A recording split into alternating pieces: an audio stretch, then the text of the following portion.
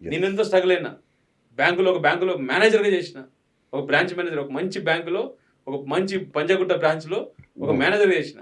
ఆ రోజు 38,000 రూపాయలు శాలరీ అంటే తోపు శాలరీ. ఆ శాలరీ కదా అండి. కానీ ఆ రోజు నా కోరికలు తీరలే.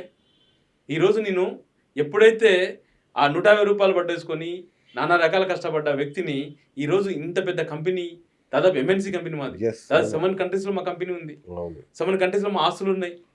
సో ఇవాళ ఇంత పెద్ద కంపెనీకి మా కంపెనీ వచ్చి గిన్నిస్ బుక్ వరల్డ్ రికార్డ్లో మాకు స్థానం ఉంది.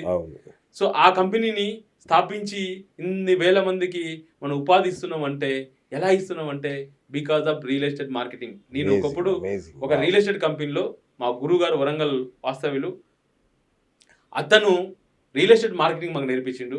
ఆ రియల్ ఎస్టేట్ మార్కెటింగ్ నుంచి నేర్చుకుని అక్కడి నుంచి స్టెప్ బై స్టెప్ నేర్చుకుంటూ ఈరోజు ఇంత పెద్ద ఇండస్ట్రీని క్రియేట్ చేయడానికి because of real estate marketing. ఈరోజు నా కోరికలు నేను ఇన్ని కంట్రీస్లో తిరిగి ఇంత మందికి నేను చేస్తున్నంటే కేవలం రియల్ ఎస్టేట్. సో కాబట్టి ఈ రియల్ ఎస్టేట్ని మనము ప్రాపర్గా అర్థం చేసుకొని ప్రాపర్గా మనం చేయగలిగితే పెద్ద టాస్క్ ఇంకా ఏం లేదు.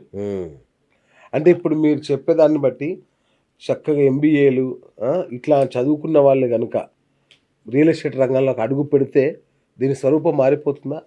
ఖచ్చితంగా మారుతుంది. మీరు ఎగ్జాంపుల్, ఎంబీఏ నాకు అవసరం లేదు సార్. ఎవరికైతే డబ్బు సంపాదించాలందో వాడు రియల్ ఎస్టేట్ ఎంచుకుంటే చాలు. మీరు మా దగ్గర ఉన్నారు, ఎంబీబీఎస్ అయినా పర్లేదు, ఎంబీఏ అయినా పర్లేదు, మా దగ్గర ఉన్నారు. మా దగ్గర వితౌట్ క్వాలిఫికేషన్, ఏం చదువు రాకుండా ఇంత ముందు టైర్లు పంచర్ వేసుకున్న మాకంటే బిఫోర్ సంపంగి టైర్లు పంచర్ వేసుకున్న వ్యక్తి నెలకు 10 లక్షల రూపాయలు సంపాదిస్తున్నారు. అతని కారు, అతనికి స్టైల్ డ్రెస్ అంతా ఉన్నది. ఏ విధంగా ఉందంటే ఏం లేదు, అతనికి ఉన్న క్వాలిఫికేషన్ ఏంటంటే నువ్వు ఎంబీఏ చదువుకున్నావా, 10th క్లాస్ ఫెయిల్ అయినా నాకు సంబంధమే లేదు. నువ్వు డబ్బు సంపాదించాలి అనుకోవాలి, ప్రాపర్గా దీన్ని అర్థం చేసుకోవాలి. కాబట్టి మనము ఎప్పుడైతే దీన్ని కనుక అర్థం చేసుకోగలిగి, సో మనం ఖచ్చితంగా నేను చెప్తున్నా, ఇక్కడున్న భారతదేశంలో ఉన్న యువత అందరూ కూడా చెప్తున్నా, ప్రతి ఒక్కరు చెప్తున్నా, నువ్వు నీ కోరికలు అన్నీ ఫుల్ఫిల్ అయ్యి నీ జీవితం 100% సాధకత కావాలి అంటే, నీ పర్పస్లన్నీ ఫుల్ఫిల్మెంట్ కావాలన్నా, భగవంతుడు నీ ఇక్కడ పుట్టించిండు, ఎందుకు పుట్టించిన దానికి కావాలన్నా కానీ అది నీకున్న ఏకైక ఆప్షన్ రియల్ ఎస్టేట్ వ్యాపారం.